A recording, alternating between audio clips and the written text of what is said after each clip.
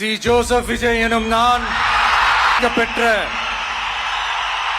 இந்திய அரசிयल அமைப்பின்பால் स्वागत है दोस्तों आपका। साउथ सिनेमा के सुपरस्टार थलपति विजय को कौन नहीं जानता, जो सिल्वर स्क्रीन पर विलेन की धुलाई करते हुए दिख जाते हैं। लेकिन क्या आपको पता है, इस बार हुए तमिलनाडु के इलेक्शन में थलपति विजय ने 100 से ज्यादा सीटें जीतकर वहां के नए मुख्यमंत्री बन चुके हैं। जी हाँ, विधानसभा 2026 के इलेक्शन में तमिलनाडु की नई नवेली पार्टी टीवी के जो कि विजय थलपति की है, उसने इस इलेक्शन में सिंगल लार्जेस्ट पार्टी बनकर उभरी। लेकिन इस ऐतिहासिक जीत के 60 दिन पहले उनकी पर्सनल लाइफ में एक ऐसा तूफान आया जिसने पूरे देश को सोचने पर मजबूर कर दिया। 25 साल की उनकी शादीशुदा जिंदगी, उसका अंत इस तरह होगा किसी ने सोचा नहीं था। विजय की पत्नी संगीता ने एक मिस्ट्री गर्ल को उनकी जिंदगी में आने का आरोप लगाया और उनका नाम लिए बिना उन्होंने एक मिस्ट्री गर्ल का नाम लेकर उनका एक्स्ट्रा मैरिटल अफेयर होने का दावा किया। दावा क्या किया, आरोप लगाया और डिवोर्स फाइल कर दी। यही नहीं, उनके बेटे ने अपने नाम के आगे से अपना सरनेम हटा दिया। और ये 25 साल की शादीशुदा जिंदगी में ऐसा भूचाल आना एक सोचने वाली बात है। हालांकि इंडस्ट्री में ये सब होता रहता है और इस इंडस्ट्री में तो अक्सर होता रहता है। 25 साल क्या, 30 साल 40 साल में भी ये लोग ऐसे कारनामे करते रहते हैं। आज के इस वीडियो में हम जानेंगे कि कैसे विजय की नई नवेली पार्टी ने तमिलनाडु के इस 2026 के इलेक्शन में सिंगल लार्जेस्ट पार्टी बनने का कारनामा किया और उनकी पत्नी के बीच जो डाइवोर्स फाइल हुए हैं, इस बारे में हम विस्तार से जानेंगे। तो इस वीडियो में लास्ट तक बने रहिएगा, सारी चीज़ें मैं 1 बाय 1 विस्तार से बताऊंगा। दोस्तों, विजय का पॉलिटिकल सफर आज कोई 1-2 साल पहले शुरू नहीं हुआ है। इसकी नींव उन्होंने 1.5 दशक पहले ही रख दी थी। जुलाई 2009 में विजय ने अपने कई फैन क्लब को मिलाकर विजय मक्कल इयक्कम नाम की यानी कि BMI नाम की एक वेलफेयर संगठन का गठन किया था। इसके जरिए उन्होंने सालों तक गरीबों को खाना खिलाना, ब्लड डोनेशन कैंप लगाना और बच्चों को मुफ्त शिक्षा देने जैसे काम किए थे। सालों तक लोगों की मदद करने के बाद 2 फरवरी 2024 को विजय ने अपनी एक नई पार्टी की घोषणा की, जिसका नाम रखा उन्होंने तमिल वेत्री कड़गम यानी कि TVI। उन्होंने अपनी विचारधारा को पेरियार, अंबेडकर और कामराज जैसे नेताओं के सिद्धांतों पर रखा, जो सेक्युलरिज्म और सामाजिक न्याय यानी कि सोशल जस्टिस पर आधारित है। अब आते हैं 2026 के विधानसभा चुनाव पर। किसी ने नहीं सोचा था कि पहली बार चुनाव लड़ रहे विजय, जिनकी की नई नवेली पार्टी TVK, जो कि 60 साल पुरानी DMK और AIDMK जैसी पार्टियों का सूफड़ा साफ कर देगी। लेकिन हुआ, ऐसा हुआ। तमिलनाडु का मुकाबला काफी दिलचस्प चल रहा है। नई पार्टी, नए प्लेयर विजय, उन्होंने खेल बिगाड़ दिया है DMK AIA DMK का।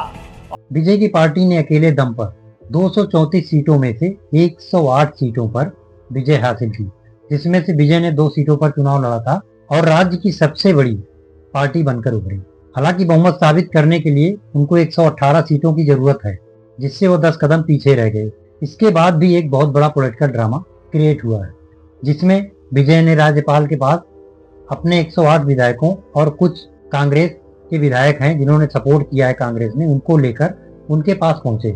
तो राज्यपाल ने साफ मना कर दिया कि आप 118 विधायक लेके आइए और CM बन के जाएंगे। अंत में लेफ्ट पार्टियों जैसे CPI, CPM, VCK, इनके 6 विधायक और 5 कांग्रेस के विधायकों ने इनको सपोर्ट किया और वो भी बिना शर्त सपोर्ट किया। और इस तरह 118 के जादुई आंकड़े को इन्होंने छूकर तमिलनाडु के नए CM बनने का गौरव हासिल किया। और आज विजय ने तमिलनाडु के नए मुख्यमंत्री के पद की शपथ ली। சி ஜோசப் விஜய் எனும் நான்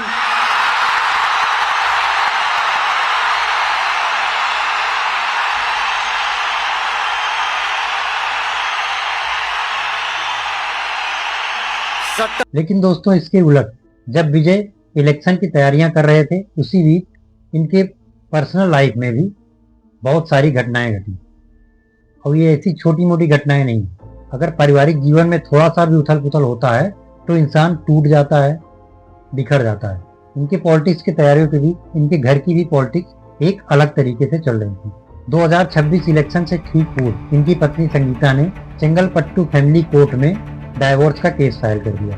संगीता, जो कि यूके की नागरिक हैं, तमिल मूल की निवासी हैं। उनकी और विजय की शादी 1999 में हुई थी। संगीता ने अपने हलफनामे में बताया कि अप्रैल 2021 से विजय का किसी एक्ट्रेस के साथ अफेयर चल रहा है। संगीता ने कोर्ट में बताया कि जब उनको इस अफेयर के बारे में पता चला तो विजय ने उनसे बोला कि वो इसको खत्म कर देंगे, लेकिन उस एक्ट्रेस ने सोशल मीडिया पर इनके साथ विदेश की यात्राओं की तस्वीरें शेयर करती रही, जिससे ये कंफर्म हो गया कि ये रिश्ता खत्म नहीं हुआ है और अभी चल ही रहा है। और इतना ही नहीं, संगीता ने हलफनामे में बताया कि विजय ने इनको बाहर आने जाने और पैसों के लेन देन में पाबंदियां लगाने लगे थे।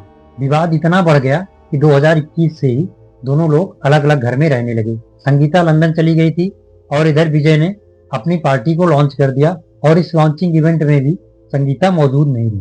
विपक्षी पार्टियों ने इस मिस्ट्री गर्ल को और इनके पारिवारिक जीवन को भी इस पॉलिटिक्स में इनके खिलाफ तलाक के मुद्दे को उठाने की बहुत कोशिश की, लेकिन उसमें कोई कामयाब नहीं हुआ। सवाल उठे कि जो इंसान अपनी पत्नी को ही सुरक्षा नहीं दे सकता, वो वहां की औरतों को कैसे सुरक्षा देगा। लेकिन तमिलनाडु की जनता ने विजय के पर्सनल लाइफ से ज्यादा उनके विजन और उनके वादों को तवज्जो दी। विजय ने अपनी रैलियों में बड़े बड़े वादे किए।